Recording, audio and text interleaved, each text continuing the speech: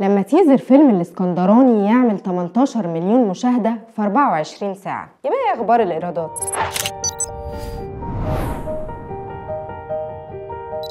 فيلم الاسكندراني لخالد يوسف وأول بطولة سينمائية لأحمد العوضي وسيناريو للراحل العظيم أسامة أنور عكاشة. صرح خالد يوسف في لقاء ليه إنه كان بيتمنى يبقى من الجيل اللي اشتغل مع أسامة أنور عكاشة، ولكن خالد يوسف للأسف ملحقش. ولكن من وقت قريب وقع في إيد خالد يوسف نسخة قديمة من كتاب الاسكندراني، فأخد الكتاب ده وطوره علشان يعمل سيناريو يتناسب مع سنة 2023. والغريب بقى إن فيلم الاسكندراني كان هيتعمل أكتر من مرة، ولكن كل مرة التجربة ما كانتش بتكمل. نسرين عكاشة قالت ان باباها اتفق مع عاطف الطيب انه يعمل الفيلم بس ملحقش وتوفى، وبعدها المخرج حسني صالح بدأ تصوير فيلم الاسكندراني مع نور الشريف وصوروا تقريبا اسبوع، ولكن المشروع وقف. فواضح كده ان حتى الافلام فيها اسم ونصيب. وعن اختيار خالد يوسف للممثلين، قال ان حسين فهمي لأول مرة في الفيلم بيطلع بشخصية راجل يوناني لكن خواجة عاشق لمصر، وقال انه عايز للفيلم بطل ابن بلد، وده كان سبب اختياره لأحمد العوضي. والحقيقة ان أحمد العوضي كمان قال في ندوة خاصة بالفيلم ان اكتر حاجة بتهمه هي ان الفيلم يوصل للناس في الشارع، وانه مش بيفكر في الريد كاربت والحاجات دي، المهم الجمهور